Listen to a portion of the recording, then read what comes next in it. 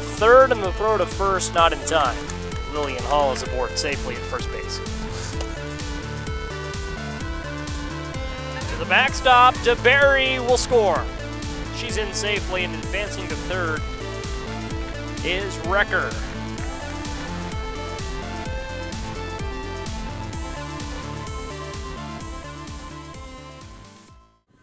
Set and ready to go from Fort Harris Park on the outskirts of Urbana, Illinois. Tonight, Urbana Public Television presents Urbana Girls Summer Softball. In the back half of tonight's doubleheader, it's 12 and under action between Urbana and St. Joseph. Hello, everybody. I'm Joey Wright. As we are underway here at Fort Harris Park, Presley Christians, the batter for St. Joseph.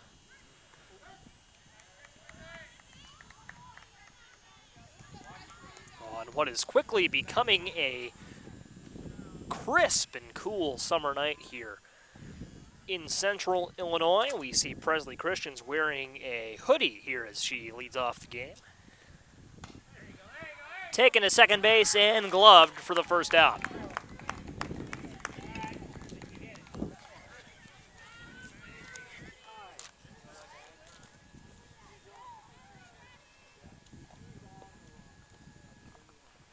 So that'll bring up the second batter, Mia Froman, as Presley Christians retired here to lead off the game.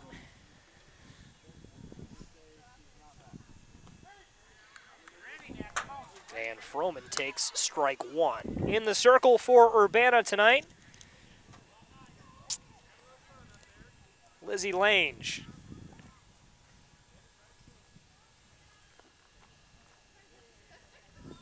Lange ahead in the count, works the 0-1. In the dirt, 1-1.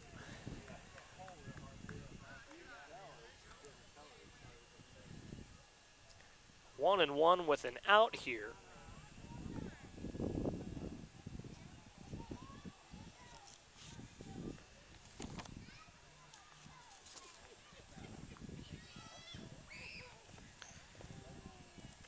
And that's in the dirt, skips back to the backstop.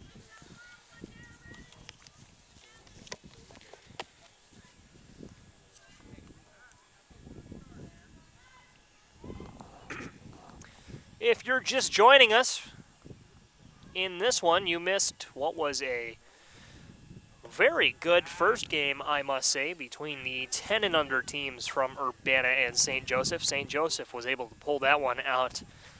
14-13 the final score. They didn't lead until late, but once they took the lead, they never looked back. And so Urbana here, as we've moved up an age group, looking to even the doubleheader here between these two cities.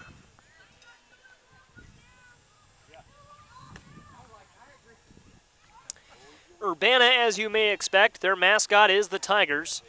St. Joseph, they are the Fire and Ice. Froman here aboard at first base. She's going to try to take second, and that throw is a little high. She's in safely. It's Izzy Weesey, the batter now for St. Joe.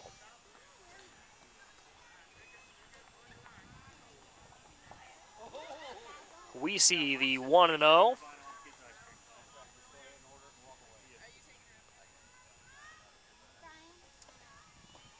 Swings and misses. We're even at a strike and a ball, and Froman's in safely at third.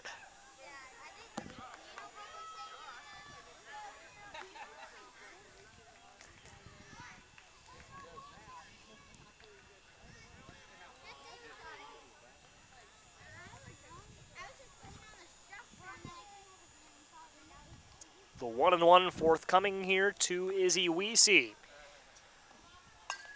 Taken on the ground to first base and foul. Foul down the line, now behind 1-2.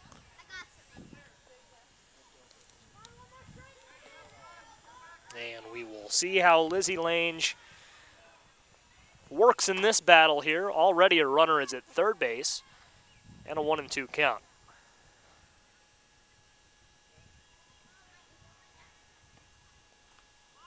And this will skip to the backstop. We could have a play at the plate. in safely is Mia Froman.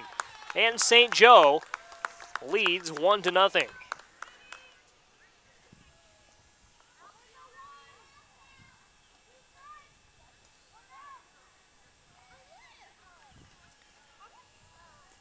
Much as was the case, I guess that sounds good, as was the case last game, we could give you a defensive lineup, but these players will shift around so often in the course of this game that the coaches really don't bother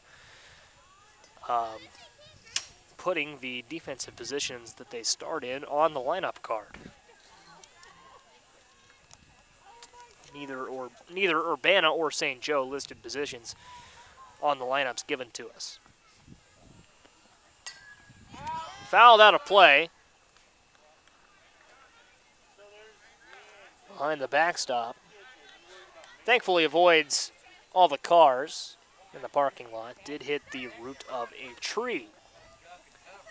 2-2. Izzy Weesey.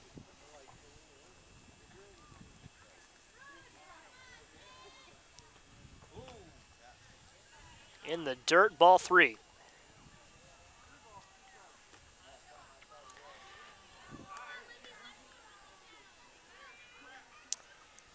I'm Joey Wright. Jason Liggett is our executive producer this evening. He is currently making sure our cameras are situated, so we thank you, or rather we thank him for...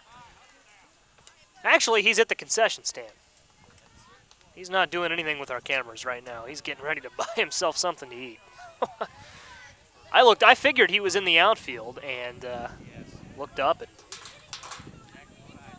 he's getting himself some refreshment. So either way, we thank Jason for allowing our broadcast to go off without a hitch.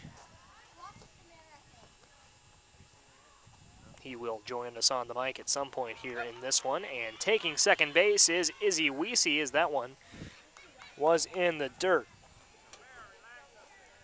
It's Tamara Blackburn-Kelly at the plate now with one away and a runner in scoring position.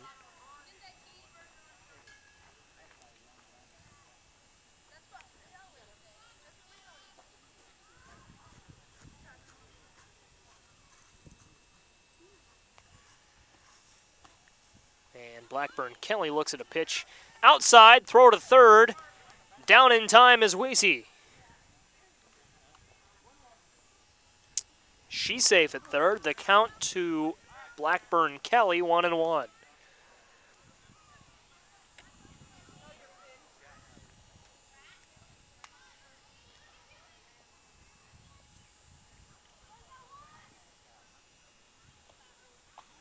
Swing and a miss from Blackburn-Kelly. And Tamara now behind in the count, 1-2.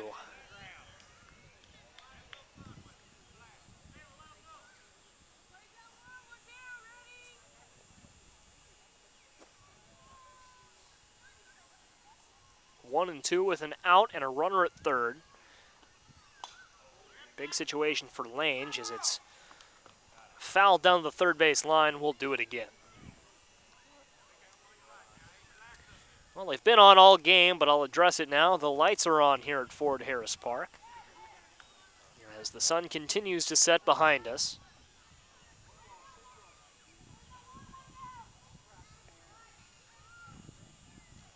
Temperature expected to drop as the sun sets.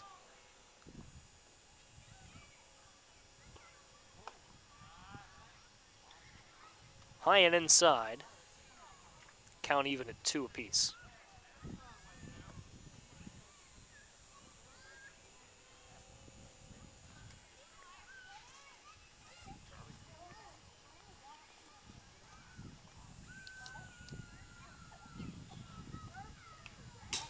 Foul to the backstop.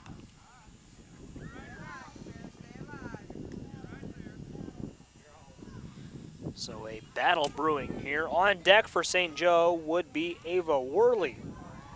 Sarah Chatterton in the hole.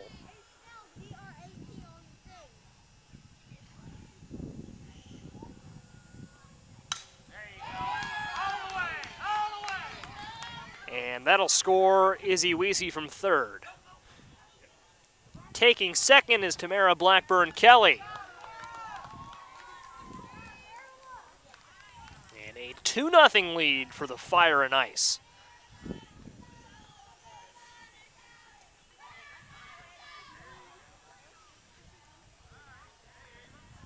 So Ava Worley with a runner at second base and one away. Comes up to face Lizzie Lange.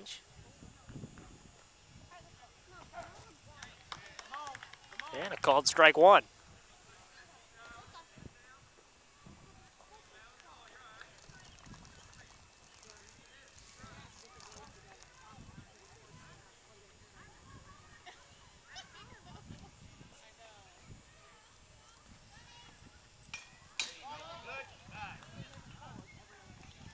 Foul to the backstop, strike two.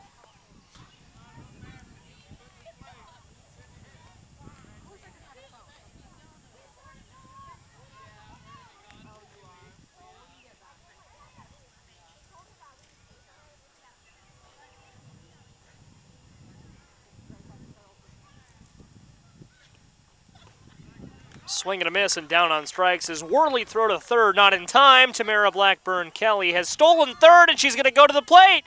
She's going to score, and Blackburn-Kelly gives the Fire and Ice a 3-0 lead.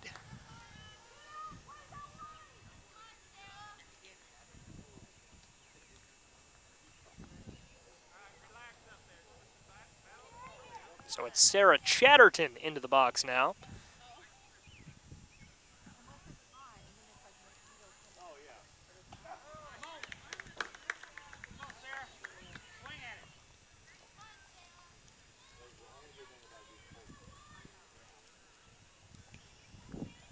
And on deck would be Sammy Kelso.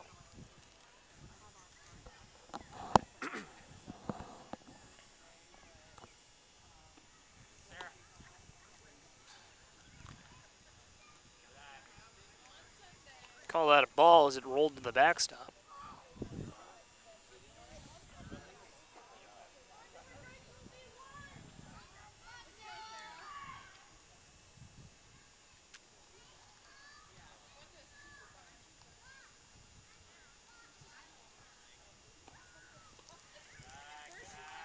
Outside for a ball.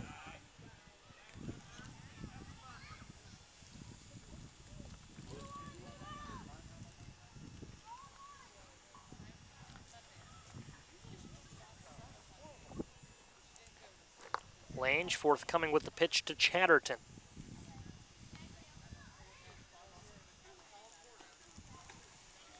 And it's inside for a ball. Chatterton ahead in the count.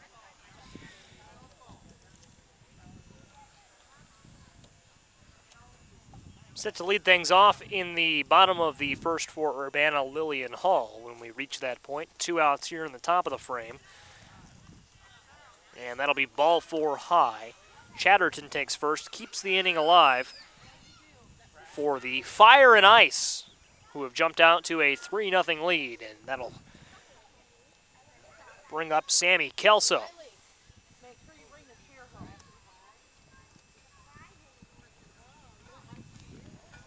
So Sammy Kelso with a runner on.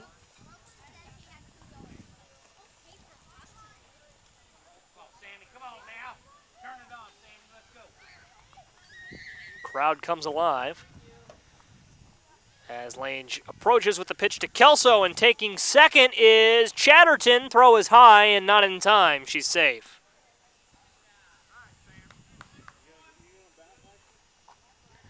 So that changes the ball game now, as St. Joe has a runner in scoring position with 2 outs.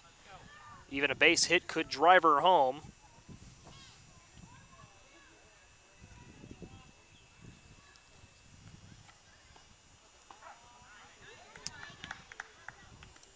And a strike to Kelso.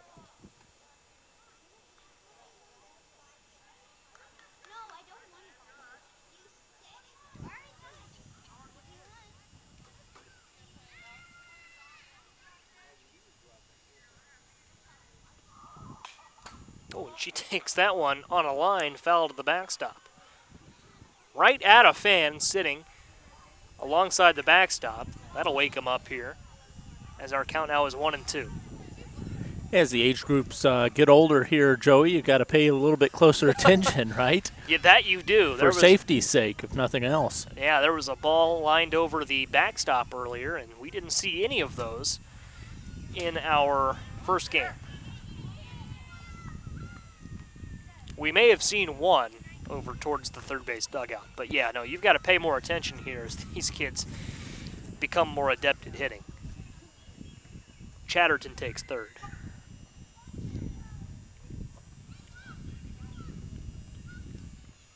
So 2-2 with 2 outs.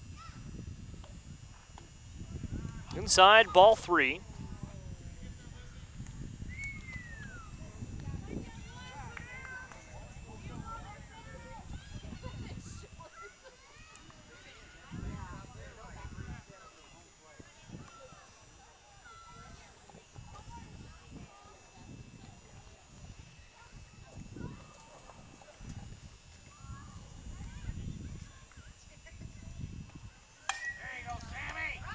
And Kelso to third, that'll play to run. Kelso with a hard hit ball to third. Sarah Chatterton, I should say, jogs in the fire and ice. And Fuego to start this one out to a 4-0 lead.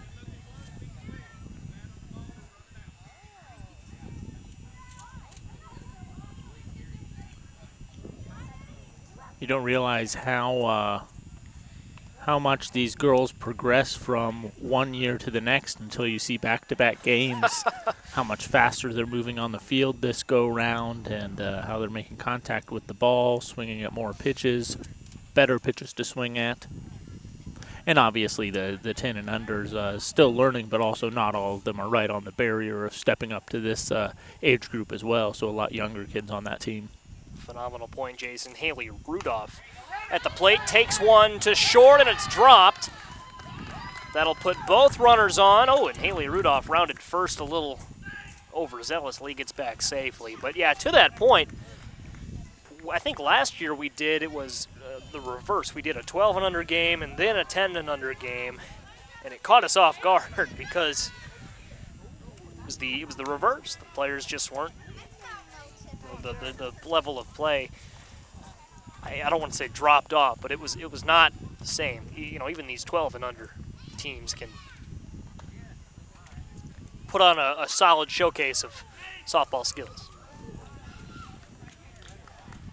Well, that umpire in the field sure does have some pipes on him, doesn't he? Letting us know when they're safe. That he does, and I believe, so our two umpires in this one are the same as they were the last game, Greg Burt and Roy Sadler. I think that's Greg Burt out there in the field. I think. I've got a 50-50 shot of getting that right. So that's I mean, true.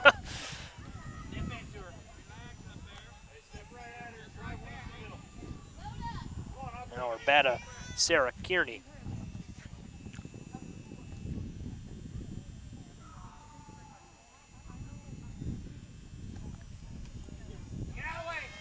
Gets past the catcher, throw to the plate, not in time. And St. Joe out to an early 5-0 lead.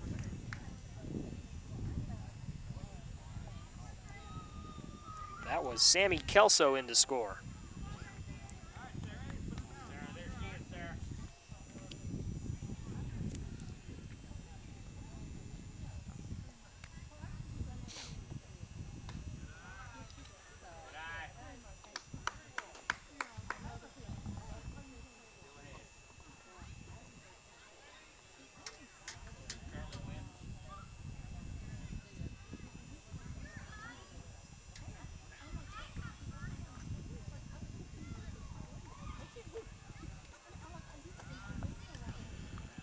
Carney draws a walk there.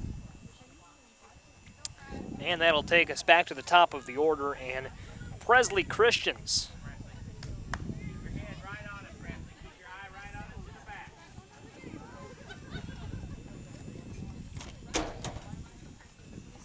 As I dropped my Urbana lineup there.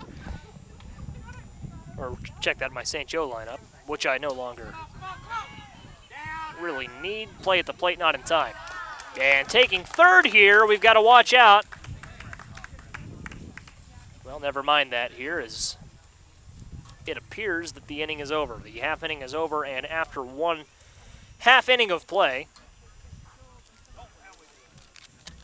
our score, St. Joe 6, Urbana. Still scoreless, but Urbana, to their credit, have not gotten a chance to hit. So leading off for the Tigers, it will be Lillian Hall.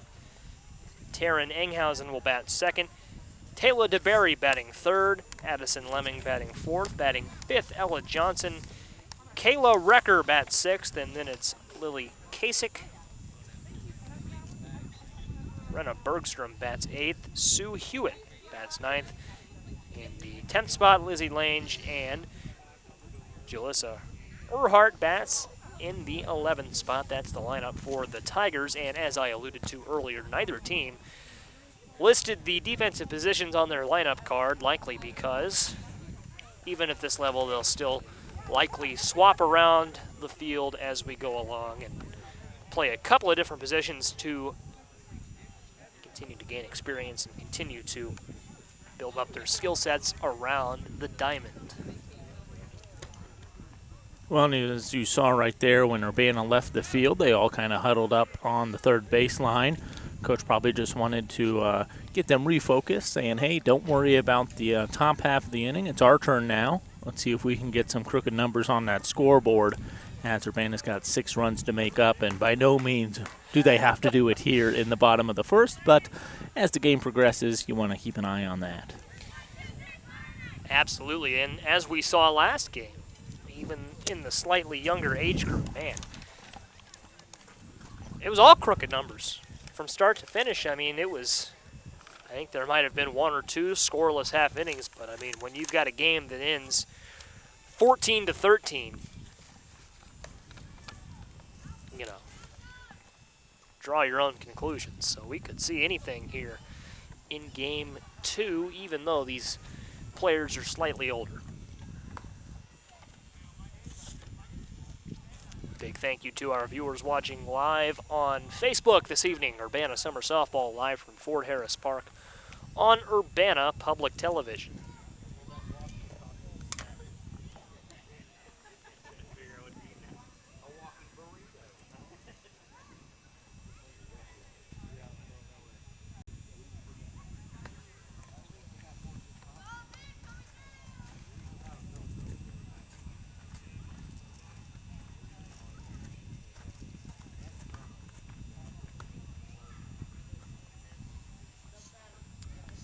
Getting set to go now, as it is Lillian Hall set to lead things off for Urbana in the bottom of the first.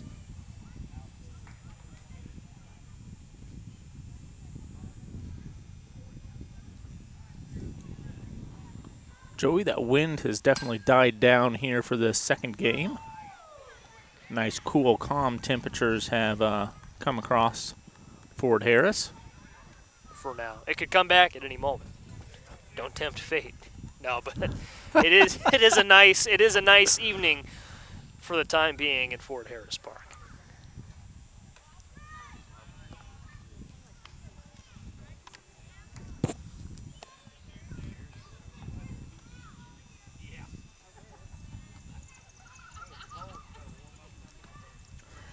That one in the dirt for ball 2 to Lillian Hall.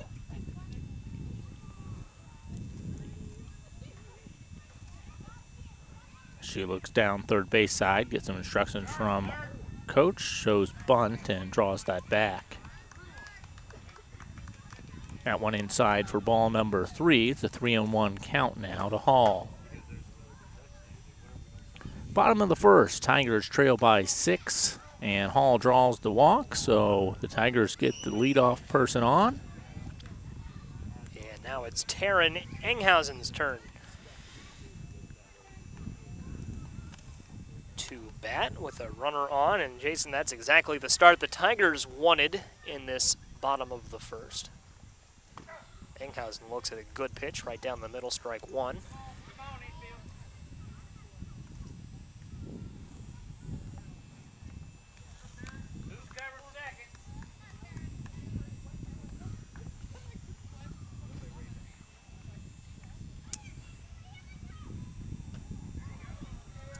Throw to second. Oh, that was on a line and was in time, but no one was there at second base to field it, and Lillian Hall is at third base now.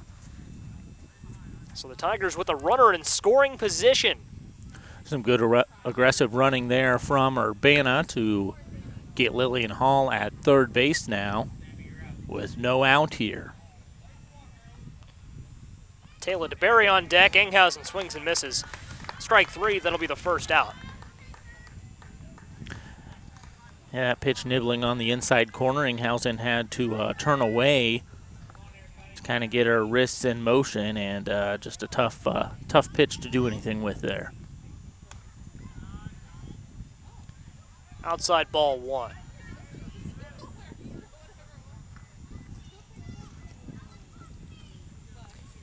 And yeah, it was a bit of a tough pitch in there. Not a whole lot that Enghausen could have done.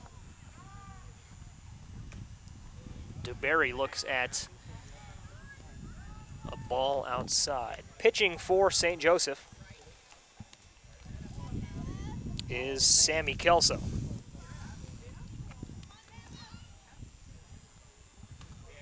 DeBerry with a hack, and that one came up empty. She went up high to chase that pitch.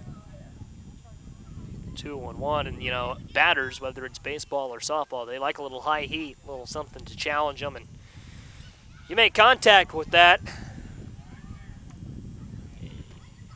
you'll make contact with it.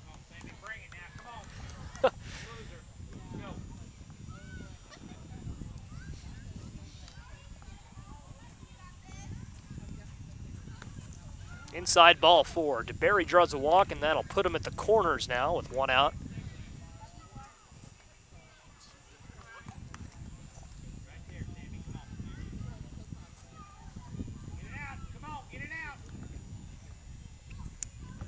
Fans advocating for St. Joe to get it out.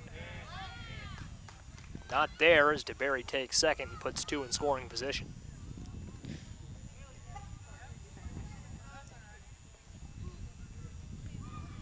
Need a nice hit here from Lemming. Get one, if not both these runners in.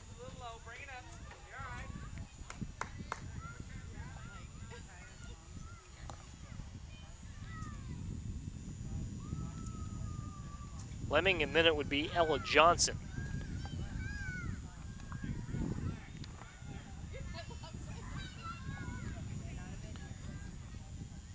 Sun nearly completely set.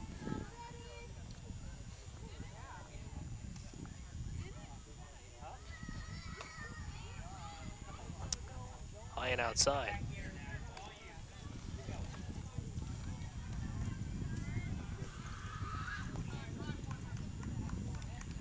So 3-1 the count.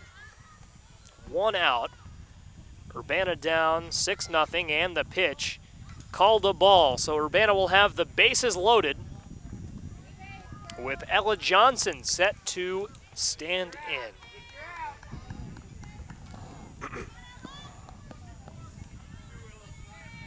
And if you are just joining us, you've picked a good time. Tigers down 6-0 in the bottom of the first, but a chance to strike back. The Urbana Tigers in white, of course, and the St. Joseph Fire and Ice in the blue. That one right down the middle there. So Johnson falls back to an 0-2 count here. And as long as she avoids putting something on the ground and a double play possibility, the Tigers will be in okay shape. This is line foul over the first base dugout. A fan almost caught it, bounced off his hands. I don't know if he was trying to catch it or trying to deflect it. I think he was trying to deflect it. Let me give him some credit. Mission accomplished. Oh, yeah, well, no, I'm not saying I'd do any better, but it wasn't a catch motion. It was just a get out of here. Man, there was it was an Urbana Central game, softball game, 2017, my junior year of high school. I think the date was April 27th. There was a foul ball hit above the backstop, and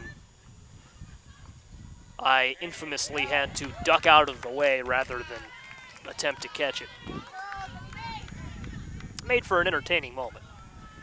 Johnson down on strikes, and that'll bring up Kaylee Recker. 2 outs, the bases are loaded, and the Tigers trail by 6. And this gets past the catcher, and an out at home plate. Lillian Hall tried to slide in, couldn't do it in time, and St. Joe will escape without surrendering a run. And Lillian Hall thought she was under that tag, and so did Urbana's coach, but called out regardless. Unfortunate situation there for Urbana as they had bases loaded with just 1 out and unable to come up with anything. So it'll be Lily Kasich set to lead off the bottom of the second for Urbana. But for Urbana, that will be a bridge that they must cross after first navigating the top of the second inning, and that will be led off by Sarah Kearney.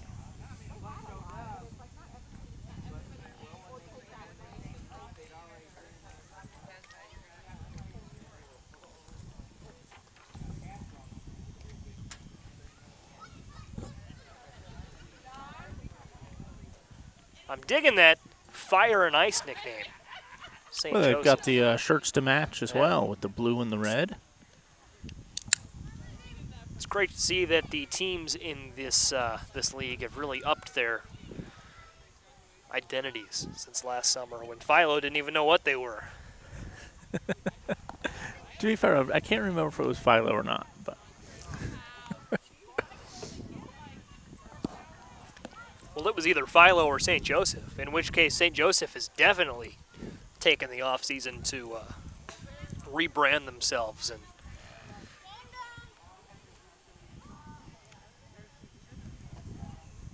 all that entails.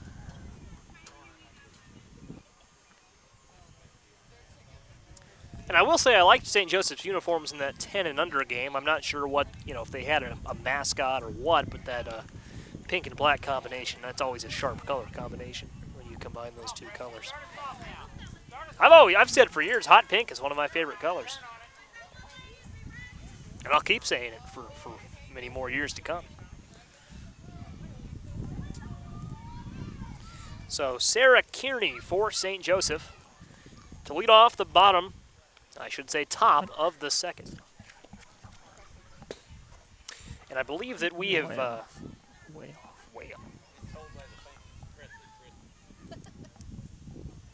Well, apparently it's I was off by a batter. It's Presley Christians leading off the inning for St. Joe. And I will say that last inning ended relatively abruptly. It didn't end on an out. It ended when St. Joe went up 6-0, and I believe that's how I'll try to get out of that. But it's Presley Christians for St. Joe.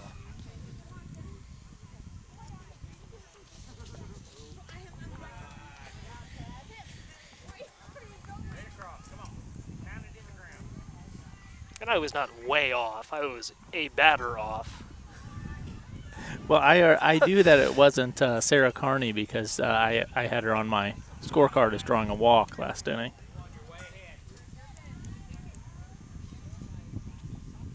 I didn't have her on mine as having done anything. So, but either way, it is Christians. And now Christians 1 inning ago led off the game, didn't reach base. So 0 for 1.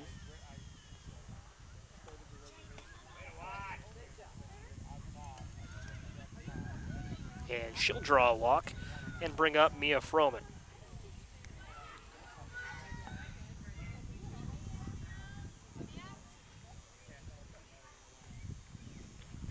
Froman at the plate came around to score the last time she was up. Scored the first run of the game for the Fire and Ice.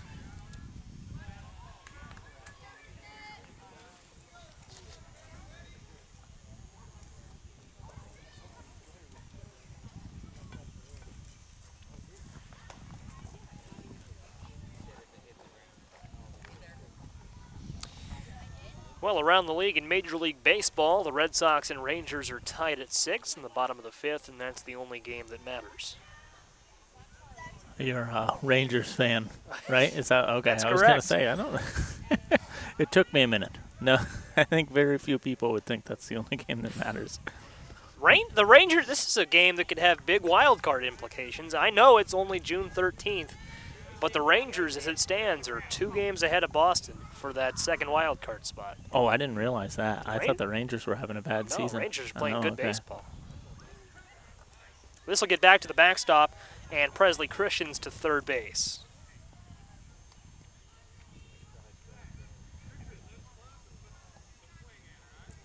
Yeah, I mean, if they're still 9 games behind the Astros in the West, but, I mean, that's more a testament to how good of a team Houston is because they are the second wild card spot, Texas is.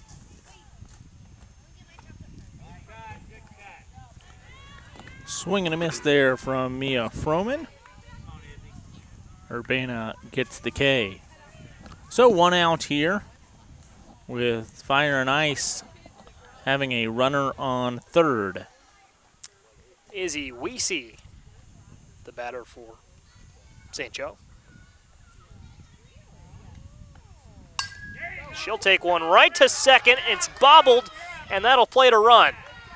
Safe at first is Weesey. And in to score is Froman, or check that, Christians. Hard hit ball there by Izzy. And unable to handle that one for Urbana is Ella Johnson over at second. She did a good job to stay with it, but not able to fire it to first in time for the out. So runner safe and a run scores, now a 5-run ball game. Tamara Blackburn Kelly into the gap, and this will likely score a run for St. Joe. Might have a play at the plate. No, plays at third, and Blackburn Kelly is safe. Also safe is Weezy, and the Fire and Ice lead by 8. So an RBI triple there for Blackburn Kelly. Well hit ball in between third and short and headed to the outfield. She gets a nice triple on the books. My favorite baseball saying, behind can of corn, which seems to have fallen out of favor to describe an infield pop-up, is hit it where they ain't. And that was exactly what Tamara Blackburn Kelly did right there. And once that found the gap, it just kept rolling. Tough ball for Urbana to field.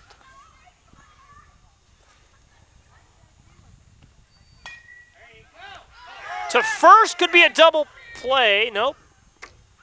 Urbana won't test it.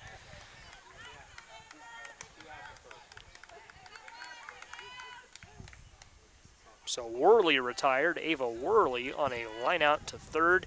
And it's Sarah Chatterton. Chatterton with a single 1 inning ago. Strike one call.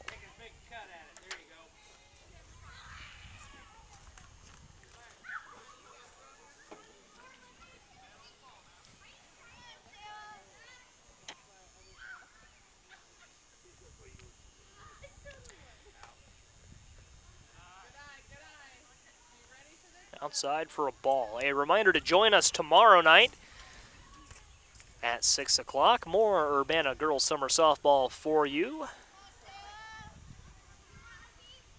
Should be a good one here at Ford Harris Park.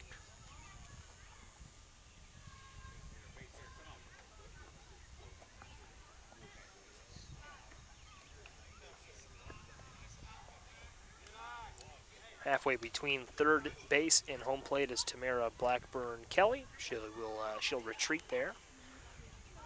2 balls and a strike.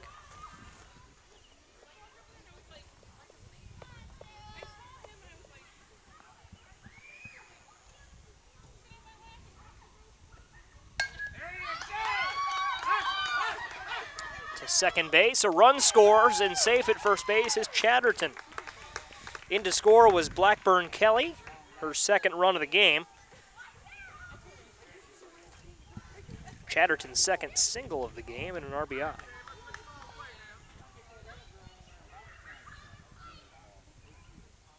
Another hard hit ball there to second, and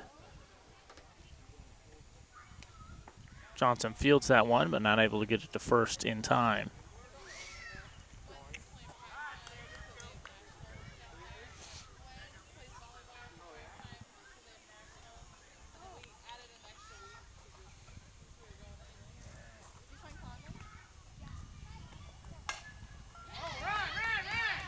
And this is up the middle. This will score a run. Chatterton will come around and score her second run of the game. And, man, the fire and ice, they're all fire and not much ice right now, Jason, as they've come around and scored their 9th run of the game. They're rolling pretty good right now against this Urbana defense. See if Urbana can put a stop to that right here and get back on the offensive side of things, try to make up for a couple of these runs this inning.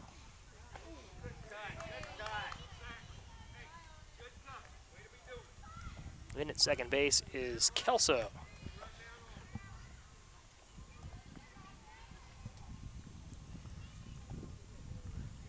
And I believe that was actually the 10th run of the game for St. Joe. It's 10-0 as the scoreboard displays, so which further proves my all fire, no ice point.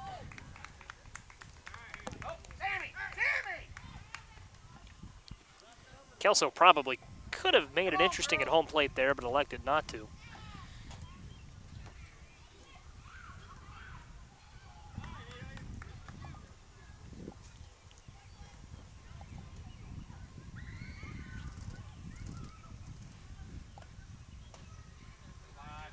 A little high, and it's called a ball.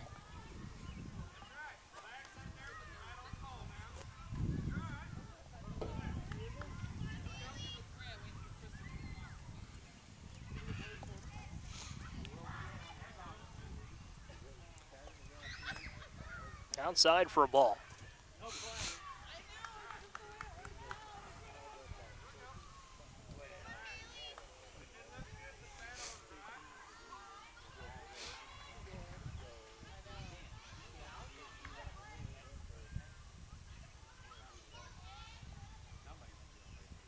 Three and one our count.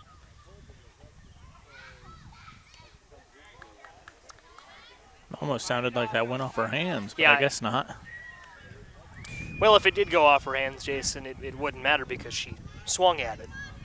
Well, So, I don't think she had much of a reaction for it hitting off her sure. hands is what Yeah, gotcha. It was an Urbana JV baseball game many years ago. Oh, hold that thought. Kelso's going to come home. Slides in safely. No tag to apply anyways, and St. Joe adds another one, 11-0 our score. It was in Urbana JV baseball game many years ago, and pitcher was Sam Reel, and he struck a batter out, hit him with every pitch. The poor guy just kept swinging. I don't remember that. Did we broadcast that game? It was a JV game. Oh, okay. Yeah. But, yeah, it was a sight to behold. I mean, I don't think I'd swing at any pitch that hit me, let alone 3 of them in a row. But he wanted that first base the old-fashioned way, wasn't he was a hard worker.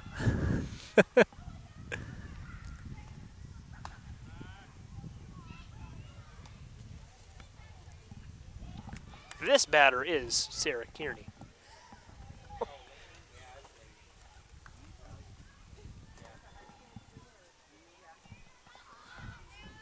Just wanted to make that clear.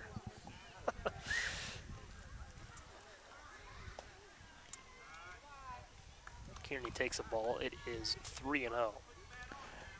Sarah drew a walk her first time around back in the first inning.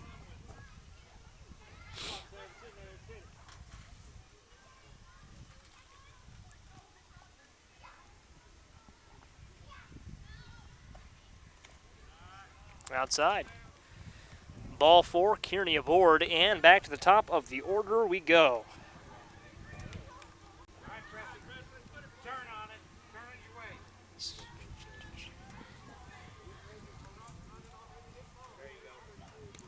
Brings up Presley Christians, who drew a walk earlier this inning to lead it off. It's inside, and the runner's in motion.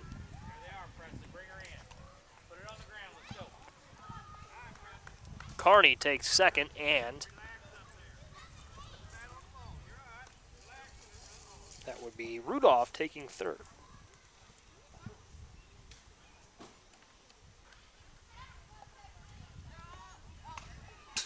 Foul to the backstop.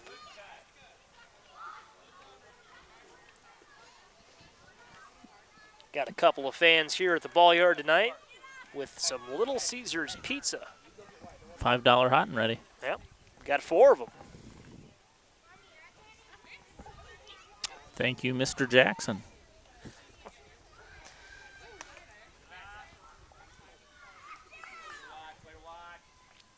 Two and one.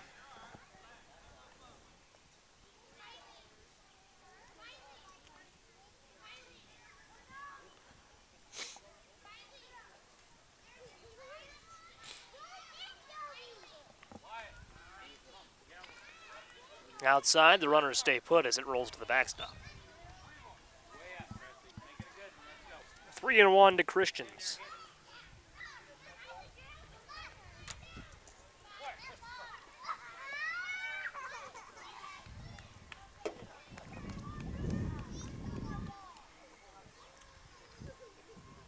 Oh, now a dispute has broken out behind us.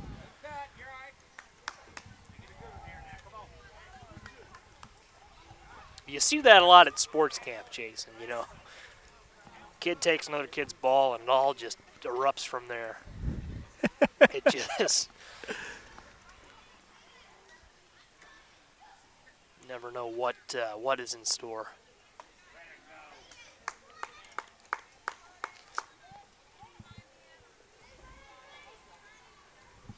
Yeah, as Christians draws a walk. So that brings up Mia Froman.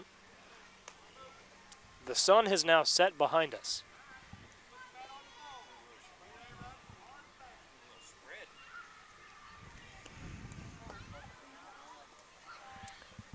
And it looks like the farmer that owns the plot of land behind Fort Harris Park is getting out and tending to what we presume to be soybeans.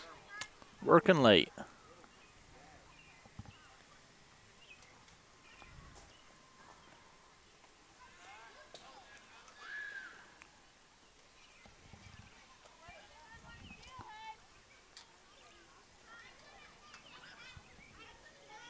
Earlier today, my dad made a couple of modifications to our lawnmower to allow it to cut the grass more efficiently. And then my brother hit a brick, damaged the blade, so. Not his fault, of course. I've been known to take out the tree roots in our backyard, but.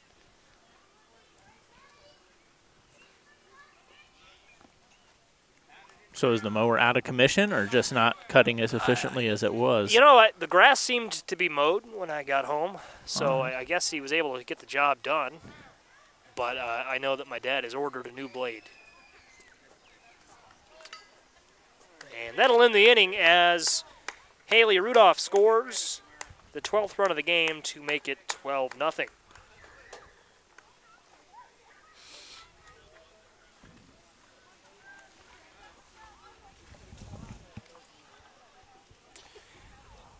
Well, the week of June 24th through June 28th, Urbana Public Television celebrates my birthday with Joey Wright Week, a week of Joey Wright-themed programming from all of your favorite Urbana Public Television shows, culminating with a special Joey Wright show on June 29th. I'm not aware of any of this. I'm on vacation that week. Oh, man. You made plans without me. I'm not even in town that week. I've made a couple phone calls.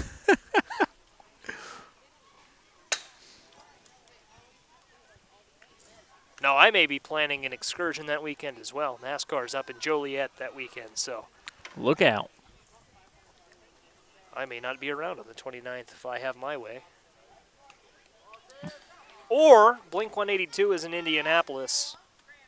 July 3rd. July 3rd, that next week, so I think that's a Wednesday. I don't know, but that is a Wednesday because the 4th is a Thursday. So it may be a tough call for me. Blink-182 tickets or race tickets. Oh, I gotcha. I've Only got so much money to go around. You got to pick your poison. Well, have you seen Blink-182 before? I have not. Have you been to Joliet and watched NASCAR before? I have been to Joliet, and I had a good time. I mean, life's all about experiences. It's true. I've seen a concert at that venue in Indianapolis before. Weezer and the Pixies last summer. There you go. I went up to Milwaukee this past weekend, enjoyed a Vampire Weekend concert. How was that? It was good. It was good. It's an amphitheater up there as well. Sure.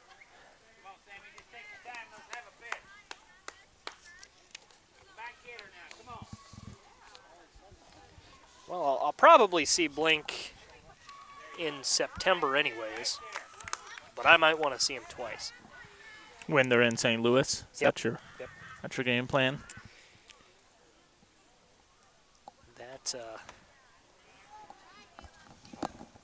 They're touring with Lil Wayne, and I don't really have any inclination to see Lil Wayne in concert, but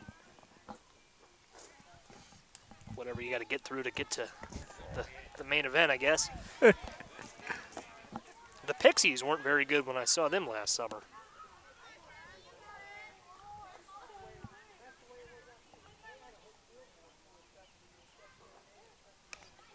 So it's Kayla Recker drawing a walk. And that'll bring up Lily Kasich.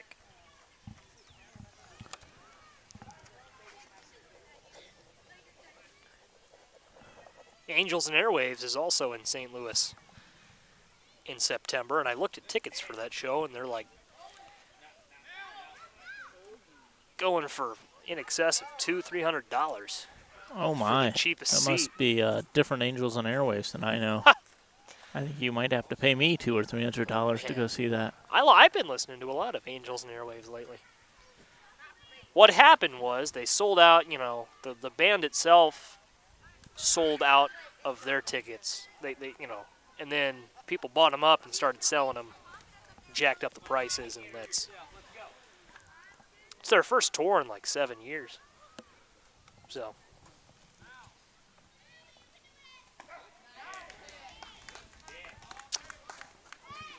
Kasich now still ahead 2-1 in the count.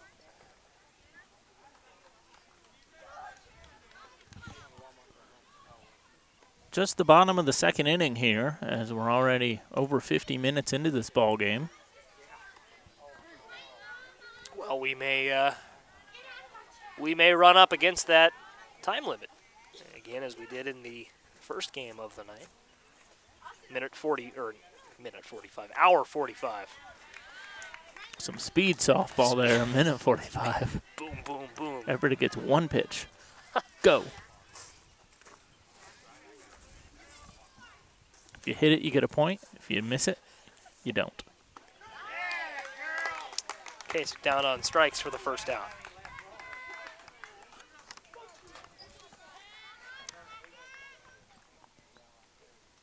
So it's Brianna Bragstrom now for Urbana.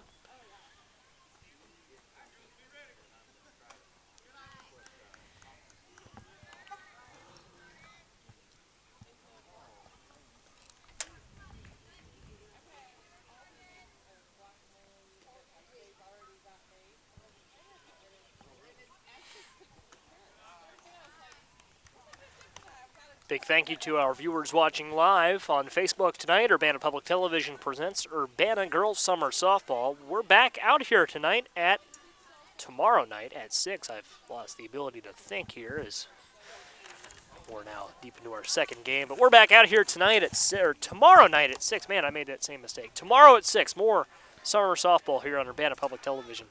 You'll catch the action live on Facebook. Yeah, it's a 16 and under Harmon team tomorrow in a doubleheader against Tuscola.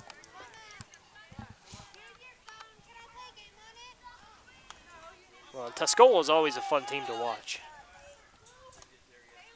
That'll be a fun one.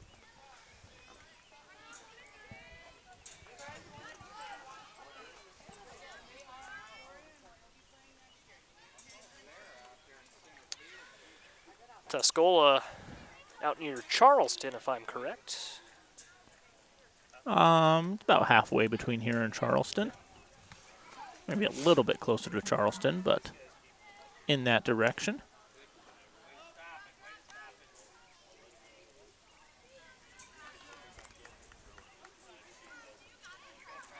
Charleston, the college home of Tony Romo, among others. I was going to say someone else from Charleston, right? Quite a Sean few. Payton, I think, is from Charleston as well, right? Sean Payton, Mike Shanahan, and Jimmy Garoppolo. There you go. Quite the little football factory Eastern Illinois has been over the years.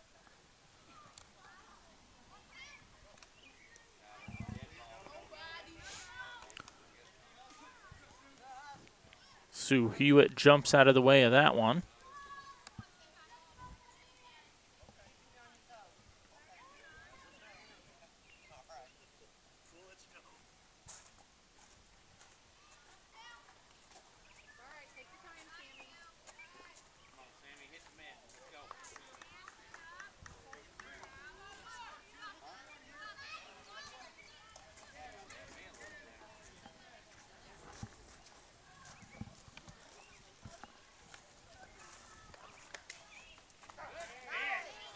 Got a strike to Hewitt.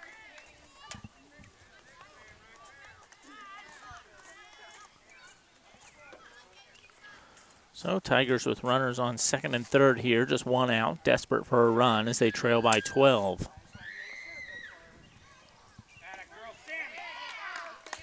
In there for strike three, Hewitt down on strikes. That'll bring up Tigers pitcher Lizzie Lange.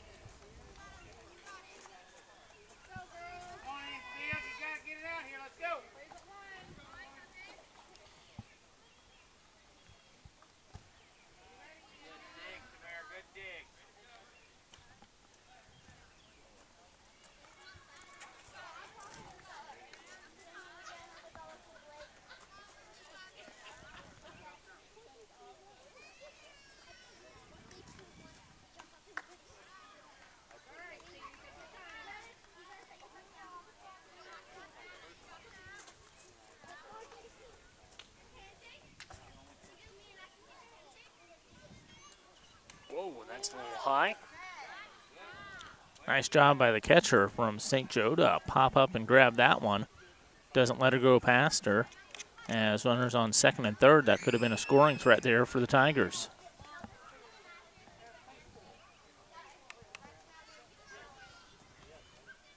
No, that's inside. Runners hold tight as Lange draws the walk. So that'll bring up Jalissa Earhart.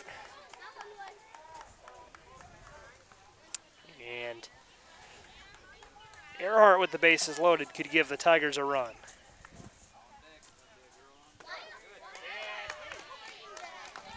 And a good pitch from Kelso.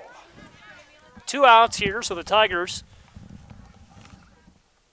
going to have to be mindful of where they hit the ball. Man, this is in the dirt for ball one, 1-1. Tigers have to keep in mind that the force is on at any base. Now's a good time for Urbana to hit it where they ain't. Am I right? Absolutely. If the Tigers can find the gap. Oh, that would have been a nice pitch to send out to outfield, that's for sure. 1 and 2. So Kelso a strike away from winning the battle. The 1-2, here we go. In there, strike three, and Kelso escapes. Down on strikes goes Earhart, and to the bottom, top. I was trying to figure a way to play that off. Top of the third we go, it's 12-0. That's a mistake I've made several times tonight. It's an error in the broadcasting column. Because I was doing that a lot in the 10 and under game too, but we're getting there. And Jason, now that I think about it, I may be just a tad bit late to the ballpark tomorrow as sports camp prepares for our Friday field trip to the Putt Zone Fun Center in Champaign, Illinois. Hold on to your hats. Hold on to your hats is right. So now what, that goes after hours? There's late night at the putt zone? Or? No, so sports camp, we have regular camp, which goes 7:30 to 3:30, and then a couple stay late for extended camp. And that's the extended camp. Extended Gotcha. camp goes then from 3. Well, okay, regular camp goes 7:30 to 3, and then extended would go 3 to 5:30. I have played many games of putt-putt golf, but I don't think I've ever been to the putt zone. I've been once. Okay. I've been once. They've got, from what I've observed, batting cages and some trampoline things. So Trampoline things? trampoline, yeah. Tell me a little bit more. That's about all I can tell. I know they've got some. I think it's like those trampolines where they've got the hoop and you to jump up and dunk the ball. Gotcha. Nothing like what you'd see at like Sky Zone, but Yeah. Well, there's Elevate in Champaign. Similar to a Sky Zone. There's a Sky Zone in Springfield that I've been to. I have not been to Elevate yet, but I've been several times for taking my godson there or going with my nephews. So.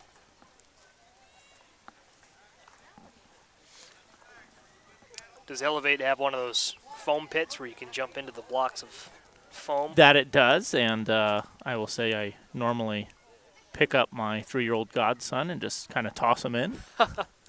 He seems to enjoy it. I enjoy those. Those are fun. That was probably my favorite part of the Sky Zone experience. I'm not really athletic enough or really anything enough to take full advantage of the trampolines, but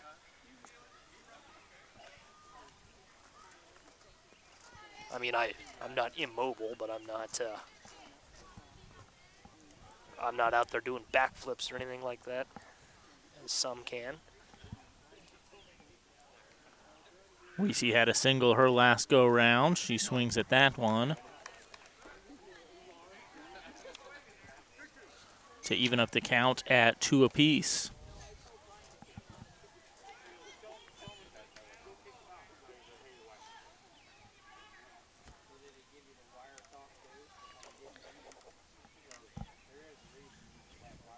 St. Joe, as Weesey takes one to second, throw is in time. St. Joe only batting 9 in this one, even though they could bat as many as they want. Probably only have 9 over there in the dugout.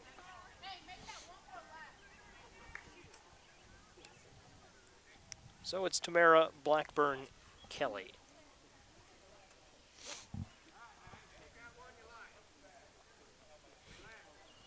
And Tamara has plenty of speed around the bags, as she exhibited in both her first and second go-round.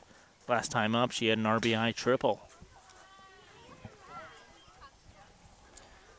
Yeah, and that was a big moment in the game. That it was. If you could look back on just a couple, that would be one of them, as St. Joe was opened a 12-0 lead. Went to a softball game and a football game broke out. A couple of 4 field goals, or perhaps 2 touchdowns and 2 missed extra points. Could be a touchdown, a safety, and a field goal. That would be unusual, but yeah. assuming they made the extra point as well, yeah. Could be 6 safeties. That it could be. I wonder if there's ever been a game with 6 safeties. I doubt it. You'd probably have to go back, if there was such a thing, the 1920s and the early days of football.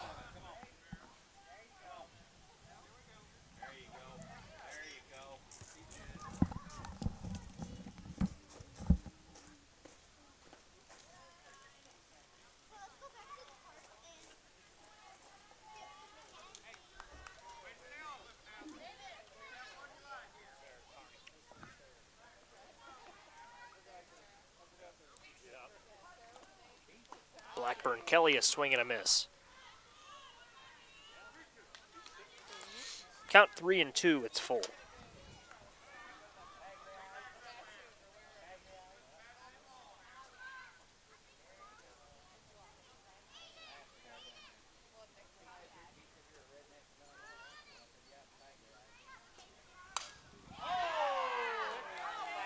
And that'll fall fair, I think. Nope, foul.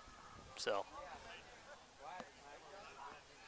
looked well, and that's an obstructed vantage point here for us behind the plate. I'll trust the umpire's judgment there on that one, that he got the call right. Tamara Blackburn-Kelly now back to the batter's box.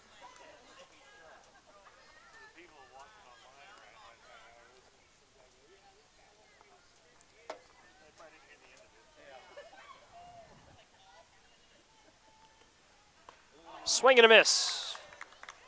Down on strikes goes Tamara, and that'll bring up Ava Worley.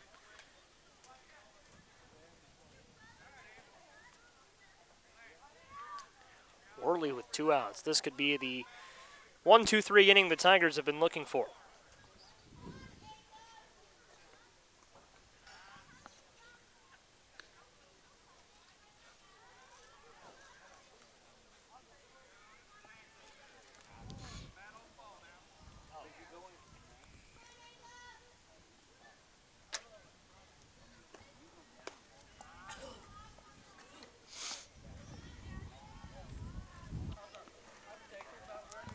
Worley ahead in the count.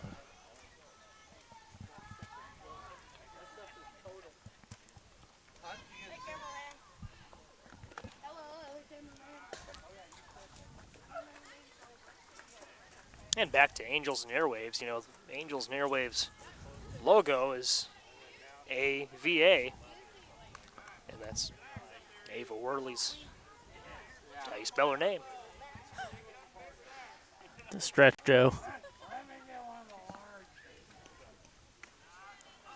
Outside, and Worley will take first base. Well, so that 1-2-3 inning will have to wait for another time as Worley gets aboard. Yeah, but I think as long as the Tigers can hold them scoreless here, they'll take that just the same. Oh, yeah, absolutely.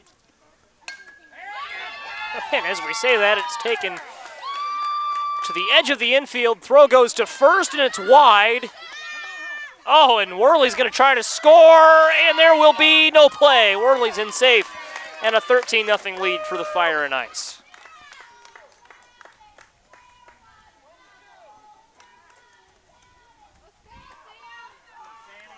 Wow.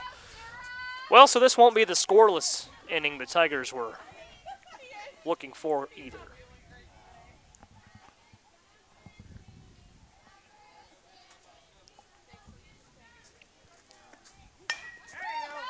Is Kelso up the middle? And that'll play at another one. And the throw to second is wide. So this could be Sarah Chatterton. This could be everything here, and Chatterton comes home to score. Check that, that's Kelso who came in home to score. Chatterton scored prior to that there. So yeah, so Kelso hit what probably would have been a single, and the infielder for the Tigers tossed that over to first, but a little bit too much mustard on that one, a little bit off the mark, and it goes sailing past first base, and Kelso ends up making it around all the bags on a number of mispointed throws by the Tigers. Taken back to the circle. The throw to first will be a little errant, and that'll be Haley Rudolph, excuse me, in at second base. And it's Sarah Carney now.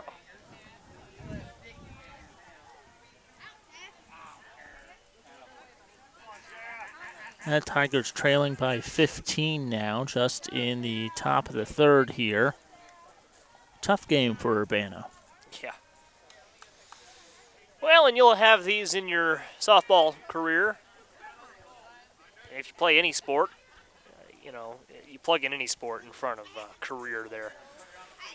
You'll have the rough ones here, and the important thing to remember in a game like this is just to keep playing your best. You know, you never know who's watching. And, you know, when this game's over and when you packed up, gone home, and then come back out to the ball yard for your next game, you want to just shake it off and play your best.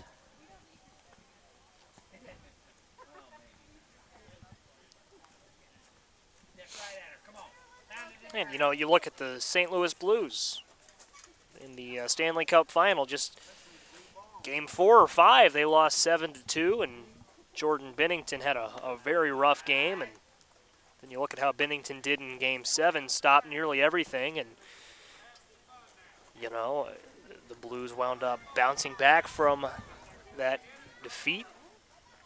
They won the Stanley Cup. You can look at their whole season, honestly. Yeah. I mean, that's a fair point. They were dead last in the league in January, and then just to get to the postseason was an accomplishment in and of itself. There was a fan who, when the Blues were the worst team in the league, put down $400 that they would run the table, win the championship, and that bet wound up netting him $100,000.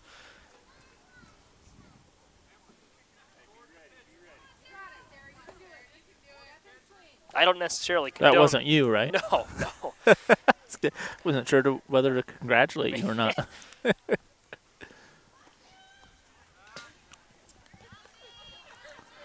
I don't necessarily condone sports betting, but if you're gonna, Carney gets her third walk of the game, and they toss it over to second to try to get her out, and they do just that. As she went to steal second, made it there in time, but then I think came off the bag to get the third and final out of the inning. but if you're gonna place a wager, you might as well win big.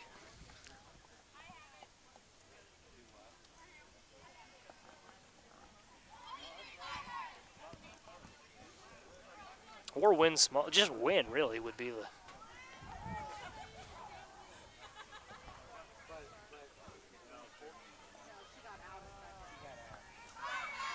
Umpire brushes off home plate.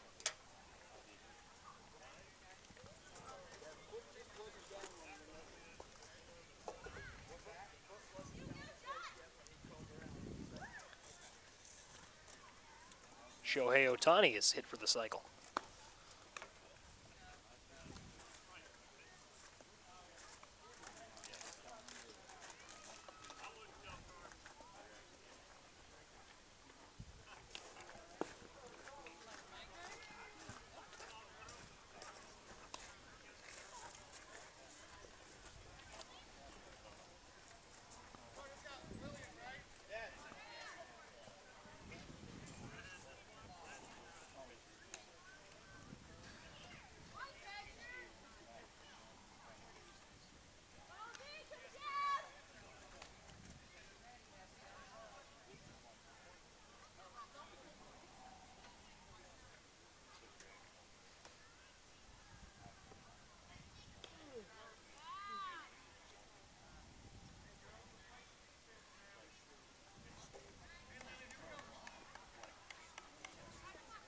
And here we go, set and ready in the bottom of the third.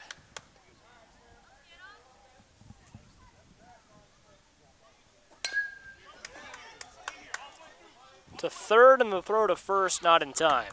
Lillian Hall is aboard safely at first base.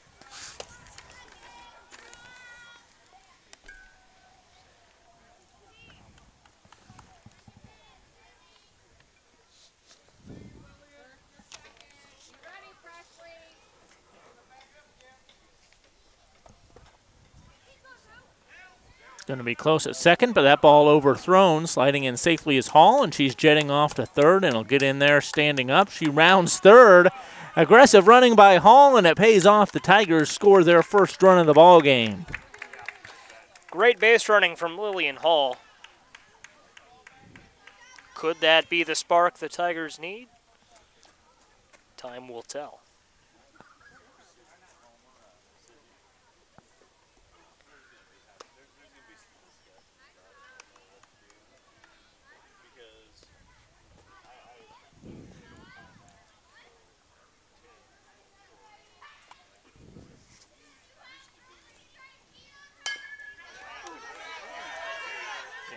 Taryn Inghausen is safe as the ball is dropped at first base. That was a hard hit ball right up the middle back to the pitcher. Pitcher did a nice job of staying with it, fielding it and tossing it over to first, but dropped ball there over at first. And good to see Urbana with another base runner on right away. So Inghausen struck out the first time up, but gets a single this go round. Swing and a miss from Taylor DeBerry.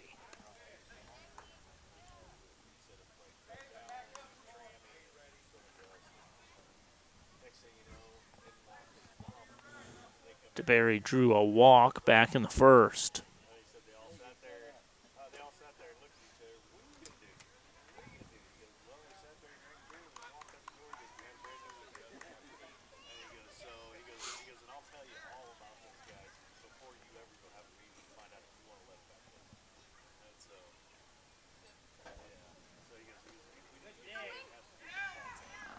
Throw not in time. Good base running from Inghausen.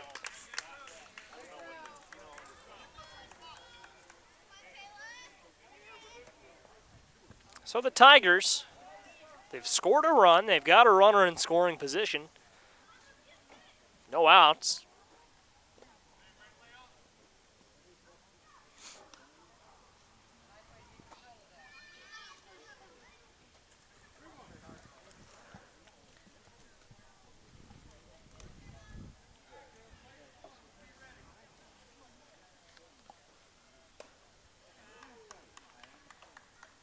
Peel down to first, and DeBerry will take first.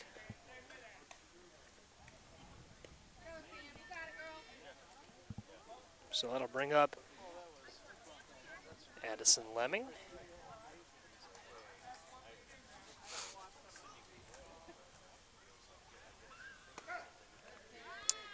Lemming showed bunt, pulled it back, strike one.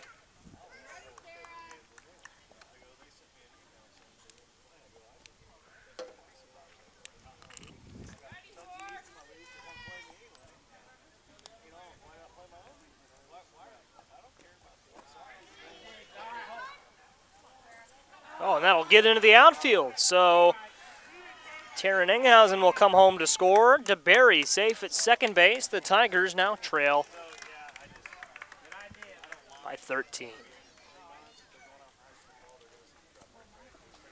So good to see the Tigers not give up here and get some runs across, showing signs of life here in the third inning at Ford Harris. St. Joe's really done a good job on the offensive side of things, just keeping the line moving. Be nice to see if Urbana can do the same on their side. Yeah, absolutely. It's turned into a beautiful night here at the crown jewel of Central Illinois, Ford Harris Park.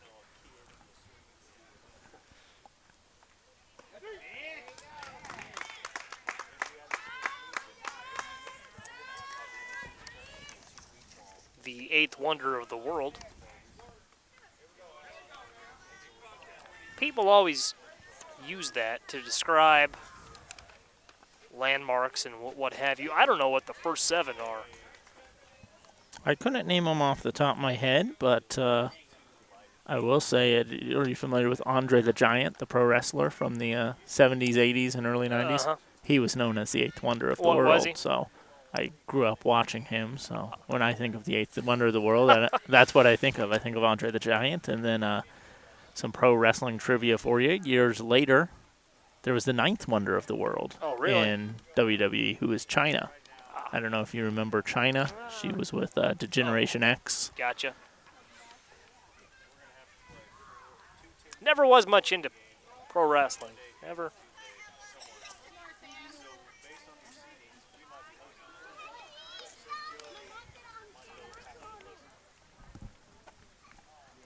Keep up with the high school circuit a little bit, but that's about it.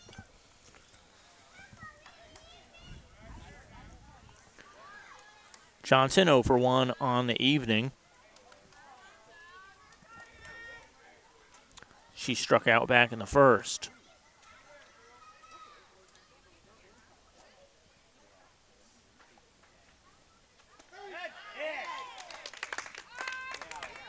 Johnson will go down on strikes again. Kayla Recker now up to the plate for Urbana. 2 straight Ks from Sammy Kelso. See if she can pick up a third here.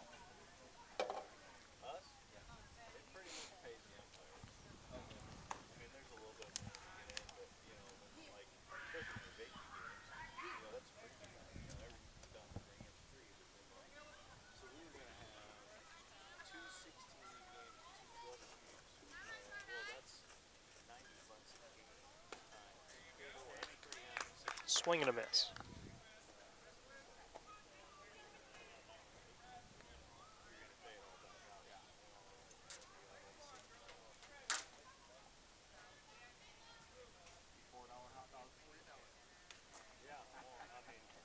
Outside for a ball and 2-1 the count.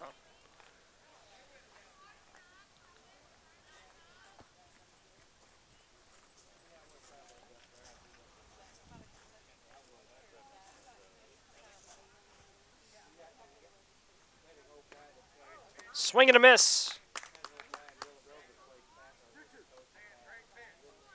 And a 2-2 count.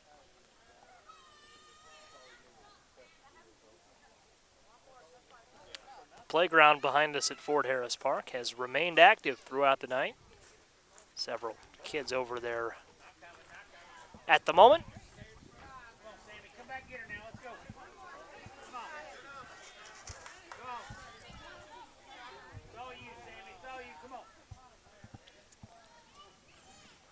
Kelso in the circle versus Recker.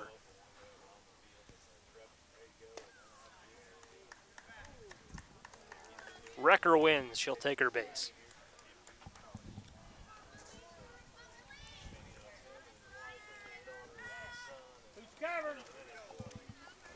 So the Tigers still alive here in the bottom of the third. Got runners on the corner with Lily Kasich up to the plate.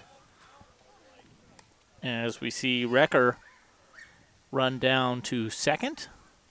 Steals that one standing up as no throw was made.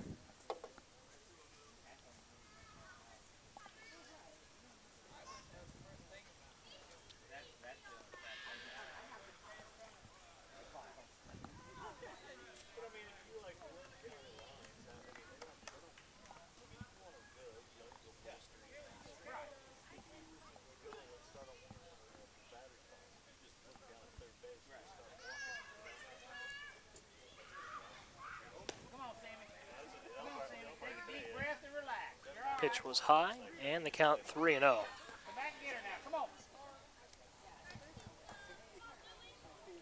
Kelso, see how she battles here.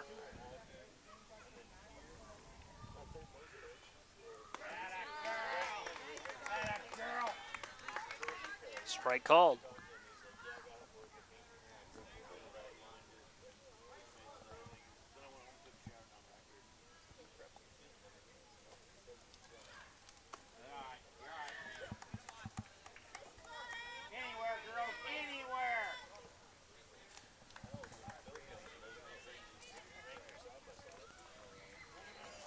Brianna Brugstrom back up to the plate for Urbana as Sue Hewitt waits on deck with hopes to get on. Bases loaded here. Strike one to Bergstrom. Well, Urbana's already got 2 across the plate in this inning. This could turn out to be a very big inning for the Tigers.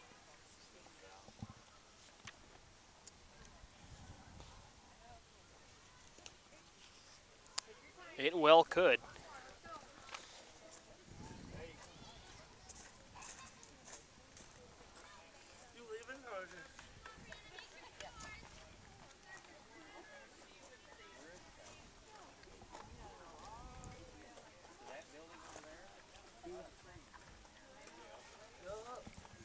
And Jason, just for our viewers who may be wondering, mercy rule, a 15-run rule after 4 innings and a 10-run rule after 5 innings. Every inning is capped at 6 runs. So That's what the Tigers are playing to avoid.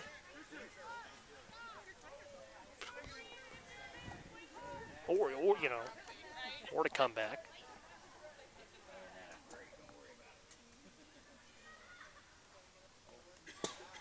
To the backstop, DeBerry will score. She's in safely, and advancing to third is Wrecker.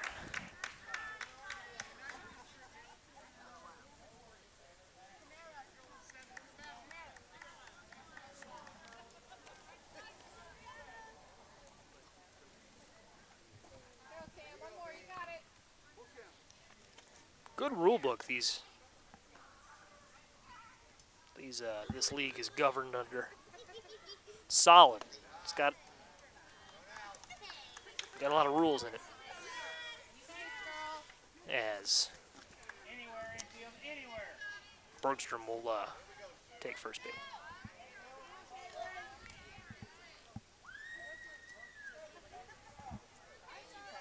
Hewitt 0 for 1 tonight.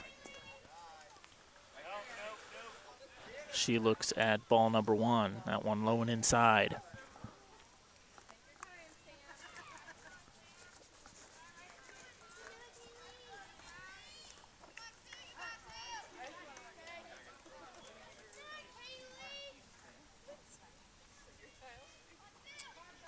Hewitt to pitch in there, strike number 1.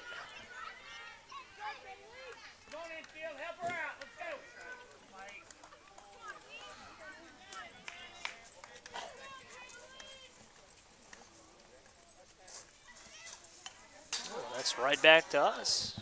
Luckily, the backstop was there as Hewitt now down 0-2, or rather 1-2 the count.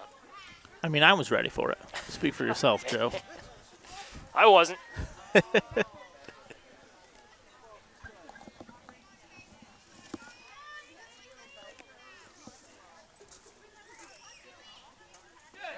Swing and a miss. Hewitt retired. The Tigers retired. Into the third. 15-3 favoring St. Joe.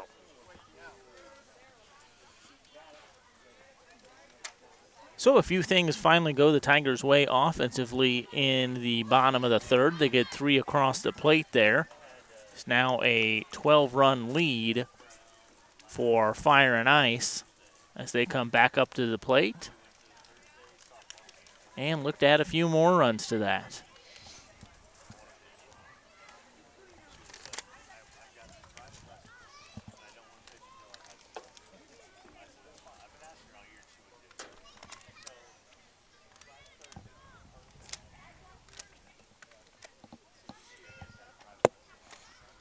It's looking like the weather's going to hold up for us here tonight. Temperature hasn't fallen too drastically quite yet.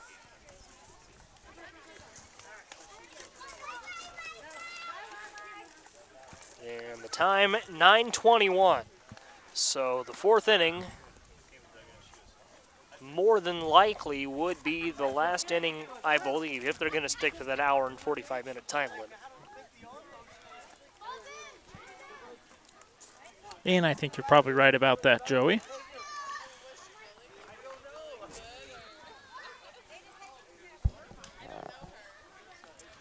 Looks like it's Lange coming back out for the Tigers. It looks like St. Joe has brought in one of their 10 and under players. This is Lexi Lackey at the plate.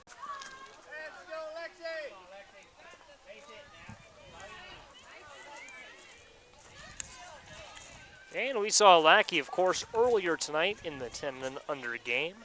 10 and under game, I should say. And she put together a nice performance, and that is why she is at the plate here in this one. Yeah, Lackey was 1 for 2 with an RBI single back in the first game this evening.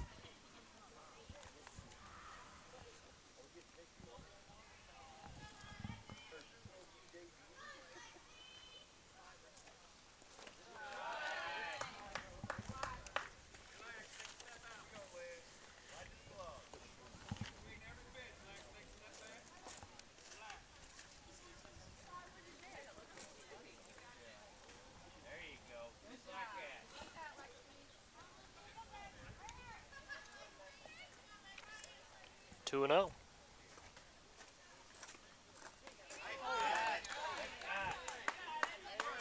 And Lexi a little late on that one now. 2-1 the count.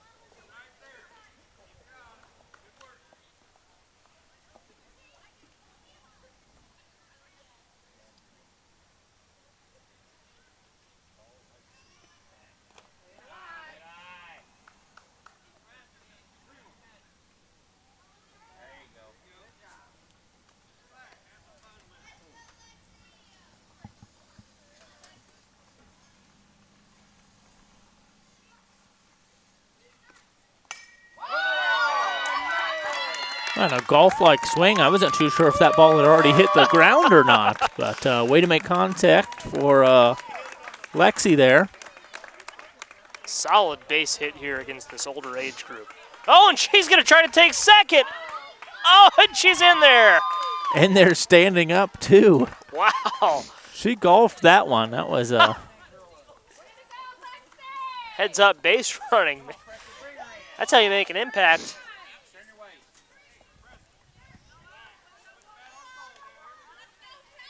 And back to the top of the order from Presley Christians. Another one off the umpire's shoulder, I think, there. Is that one? Boys in blue have taken a beating Nice back foul. there tonight.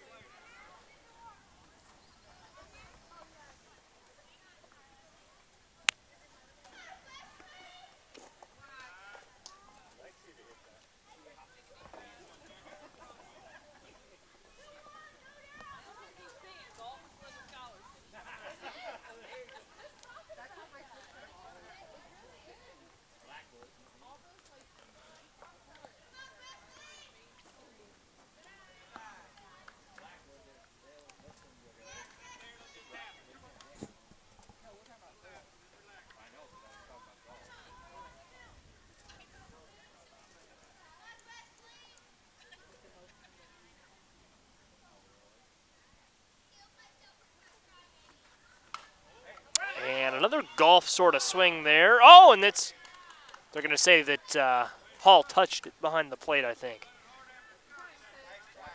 That had to have been the call, otherwise it would have been a fair ball.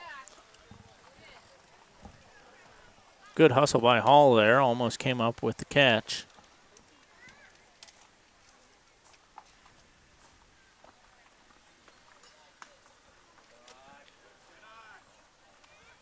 Outside and away for a ball.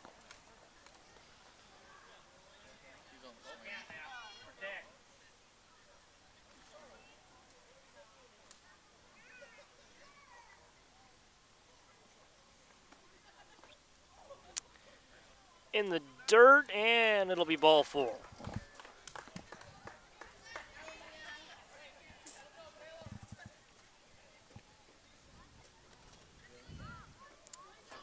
And Mia Froman.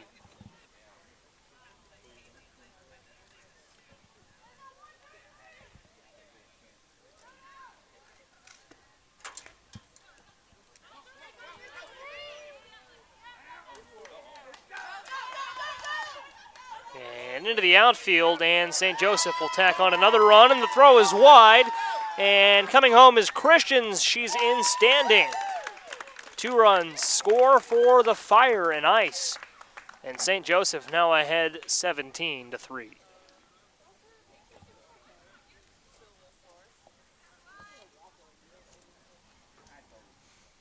Clears the bases for Froman.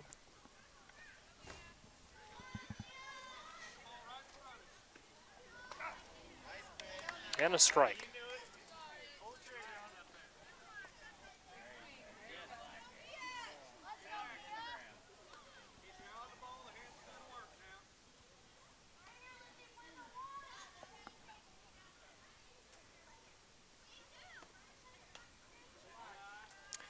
The last time we were out here at Ford Harris Park last summer, my family adopted a cat. Brought him home while I was here at the ballpark. Are they going to have another surprise when you go home tonight? Is that what you're getting at? I'm not going to try to jinx anything.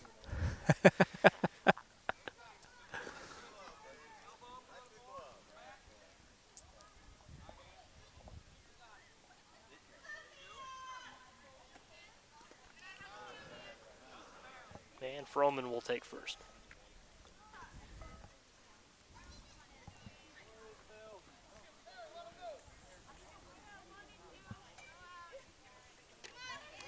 That'll bring up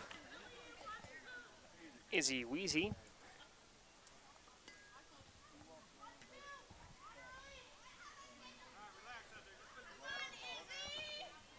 Izzy 1 for 2 on the afternoon, or evening rather, I should say. She singled in the second.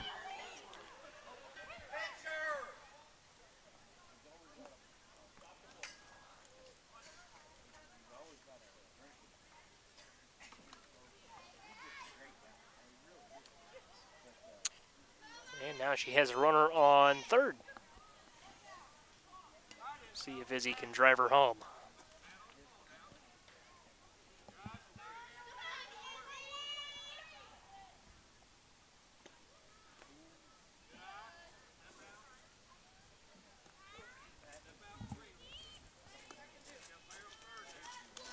Well, and I didn't make this connection until right now, but St. Joseph is pretty good at softball. I mean, fair to say they're up 17-3 right now, but then also you look at the high school, St. Joseph Ogden, a softball tradition the Spartans have at that level. Of course, you look at just look at their star player right now, Bailey Dowling, committed to play at Alabama as an underclassman in high school. I believe she's the IHSA's all-time home run leader. Could be wrong, but she's up there.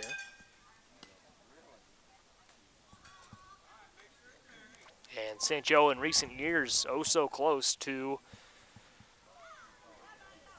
the ultimate glory on the state's biggest stage. This is taken to first base, gloved, first out.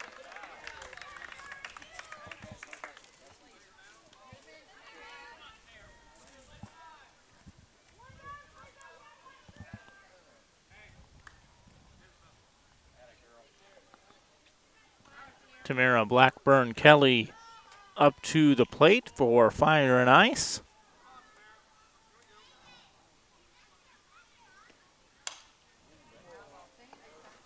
Well struck ball there, but it is foul down the third base side. Little early on that, but if she can straighten it out, we know what she can do based on what she's done previously in the game.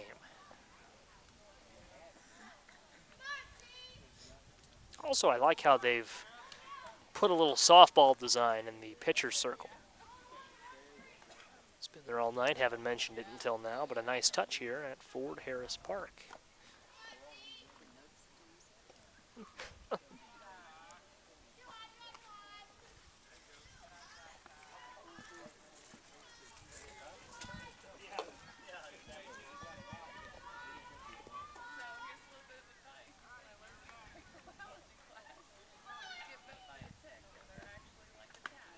Swing and a miss.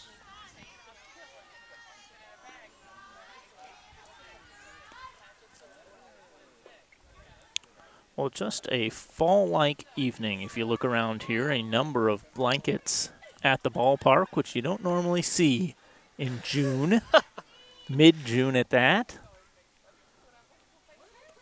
But we mentioned earlier, it's much more like a football weather than it is baseball weather. The overnight low, I believe, is 51, and luckily, to me, it hasn't felt all that bad, but you know, you look around and it must be a little colder than I'm feeling.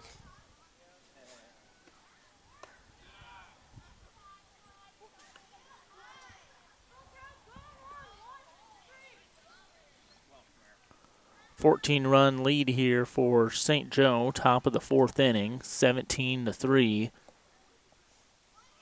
They've been an offensive juggernaut here.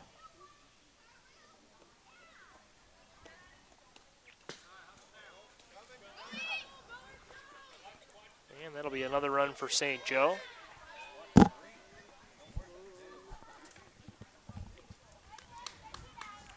I don't know if Tamira runs track or not, but she certainly should. As soon as she breaks out of that box, she's gone. As was evidenced by that triple that she hit earlier.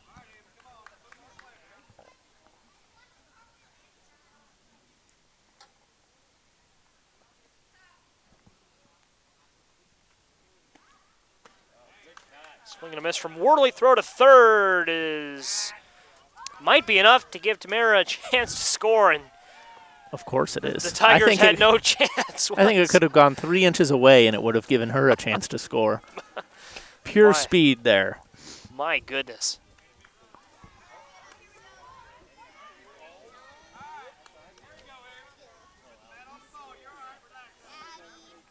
And Worley takes it above Lange's head for a single.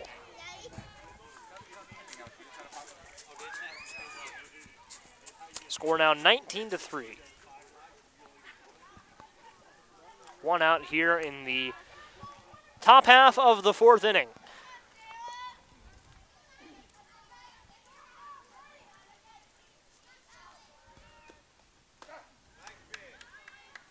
Oh, and a throw, a little errant there from Hall behind the plate. Lillian Hall, I do believe, was in sports camp a year ago.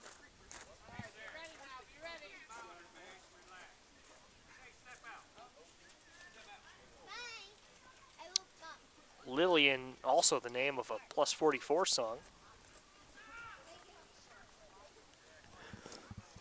It's a great album. It's got a lot of play in my car this summer.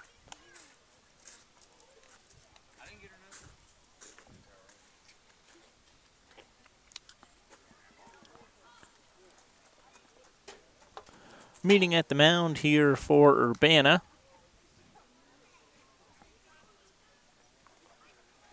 Talking things over, I guess. Not too much. Not sure what you can all say at this point in the ball game. The umpire's coming up to say, let's get this thing going again.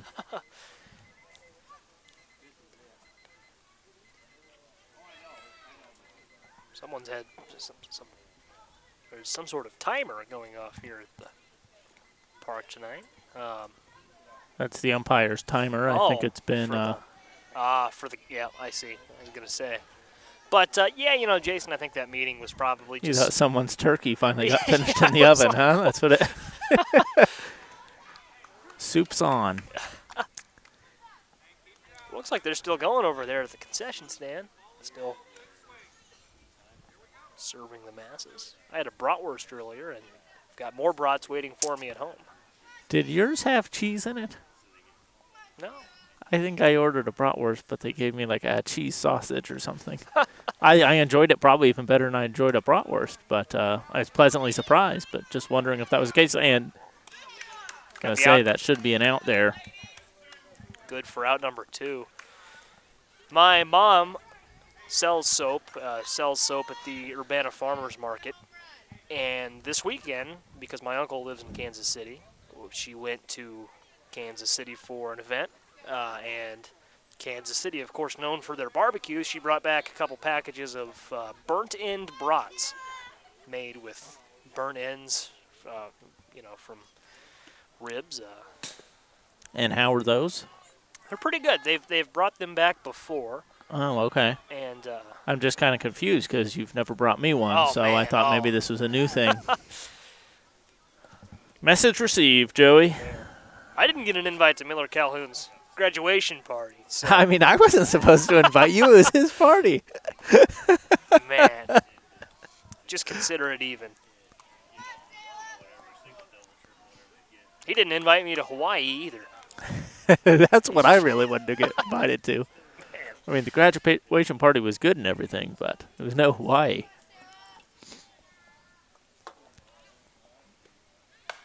This is taken back to the mound, and it's caught by Lange. Great catch out there in the circle, and that ends the top of the fourth.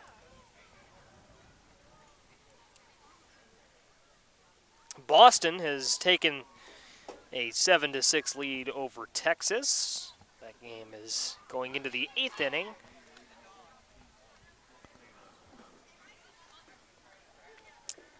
Red Sox win would split the series.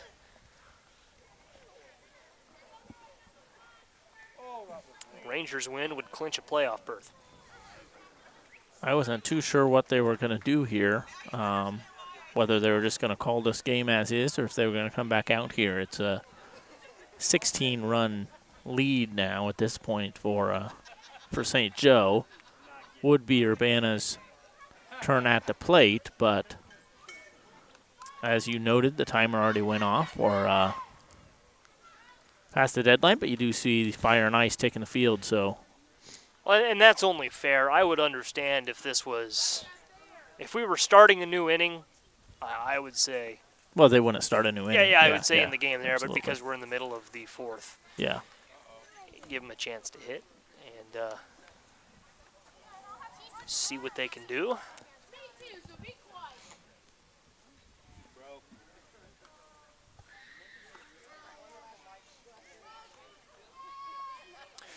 Well, now, go to the rule book here.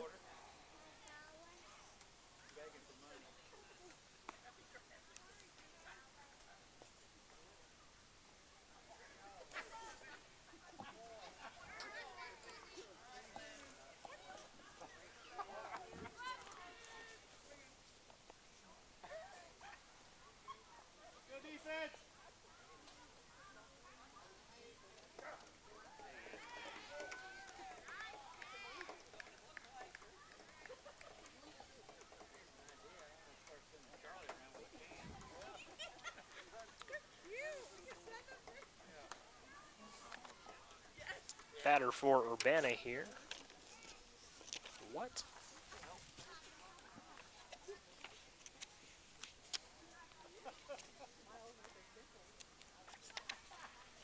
Folks, I have lost my scorecard for Urbana. Luckily, I have a backup here, but that is the strangest thing. It just has disappeared from my clipboard.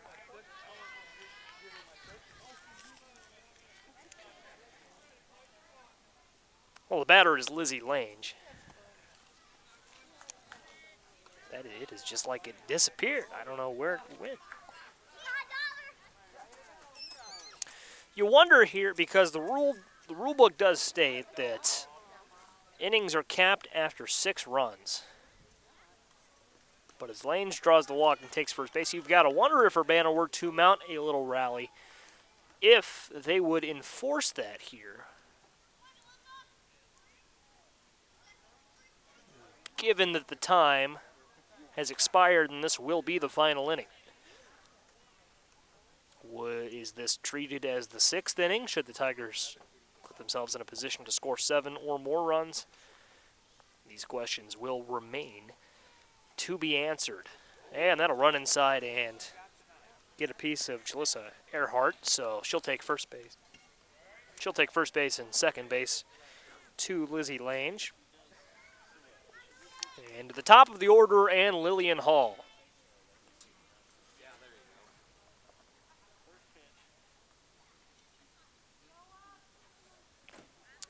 Hall, then Taryn Enghausen.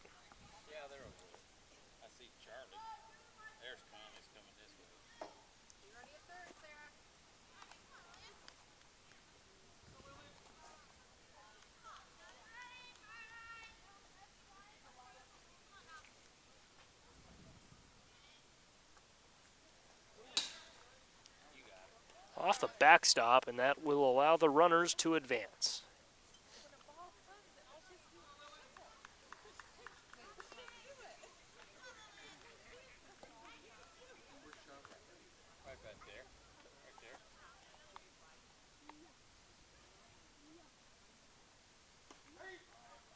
Strike.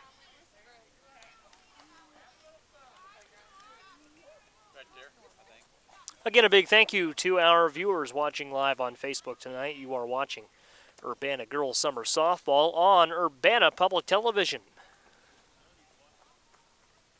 More action tomorrow live on Facebook.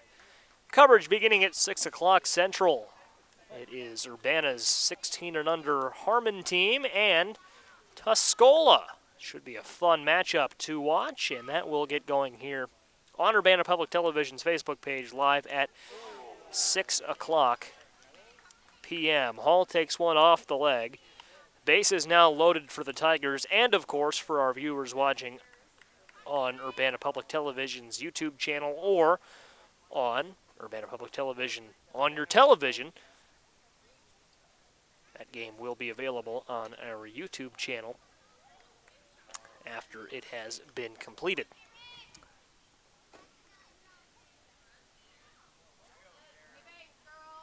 So it's Taryn Enghausen with the bases loaded and no outs. And a good pitch right down the middle from Kelso. If Kelso can hold on here and pick up 3 outs, it will be a complete game victory. Lange has also gone the distance for Urbana, and this is inside, ball 1.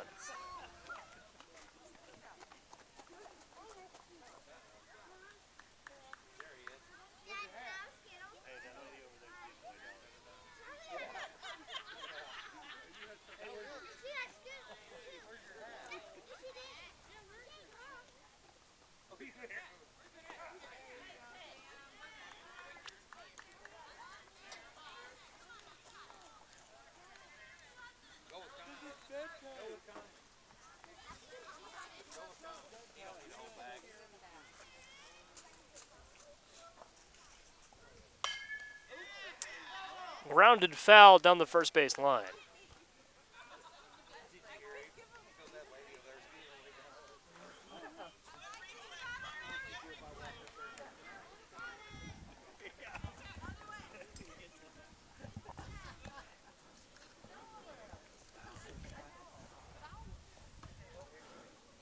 Well, Urbana really hasn't had a shortage of base runners the last couple of innings here. No, they haven't. And the Tigers will have some things to build on come their next game, as long as they keep fighting, keep working hard. Well within reach is success. This fall on Urbana Public Television, the Urbana Tigers football team chases its first postseason appearance since 2012. Follow their journey to the postseason on Urbana Public Television this fall.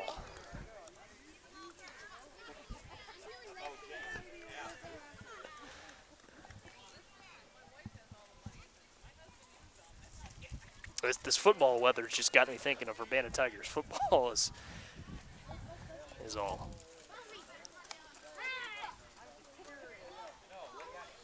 In yesteryear of 2012, apparently. They still talk about that season. Well, that wasn't just the last season that they've made the playoffs. That was also their last season. Where they posted a winning record. Posted a winning record, which I guess pretty much makes you into the playoffs around here. Yeah. But I'm trying to think their win total the last few. 3 the next year, as this is going to be a run for Urbana as DeBerry takes the pitch and Lange comes home to score. They won 3 in 2012, 1 every year I was in high school, and they didn't win a game last season. So that would put them at 7 wins since that playoff berth. Well, they're ripe for a rebuild.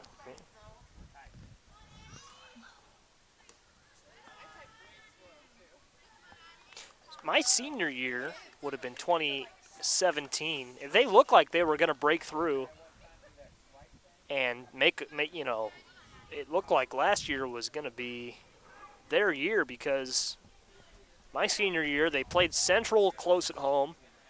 They competed against Lincoln on the road. That game came down to the last possession. Put up a good fight at Richwoods. Put up a good fight at Bloomington. Put up a good fight at Centennial. That team competed in most of their games. And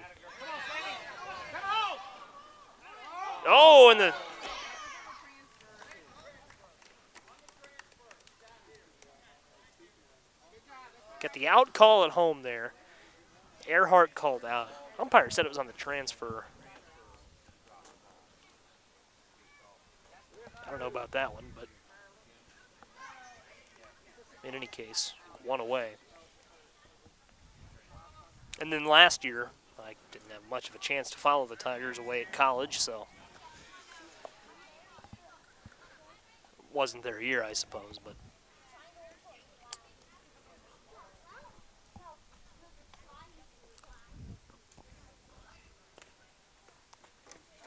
I do have a great respect for Coach Walker and the coaching staff, so, I hope they can put something together this season. I think the pieces are in place.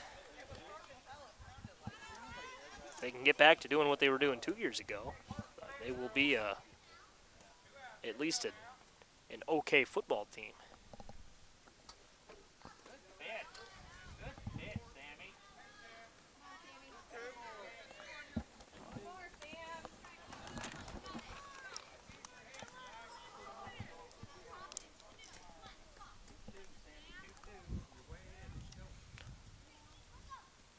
2 away here. And now 3 away in the ball game. So that'll do it for us here at Fort Harris Park tonight. Our score, the St. Joseph Fire and Ice. All fire, not much ice in this one. With 19 runs, the Urbana Tigers post 4 and fall in 4 innings. Any final thoughts, Jason? Well, a tough matchup from the get-go for Urbana. As you mentioned, St. Joe came out swinging and kept their line moving, and just a whole lot of offense for Fire and Ice. Urbana didn't have an answer tonight. That they did not. So we will be back here at Fort Harris Park tomorrow at 6, a doubleheader between Urbana's 16 and under Harmon team and Tuscola. For Jason Liggett, I'm Joey Wright. We thank you for joining us tonight at Fort Harris Park. We hope to see you tomorrow for another presentation of Urbana Girls Summer Softball. Thanks for watching.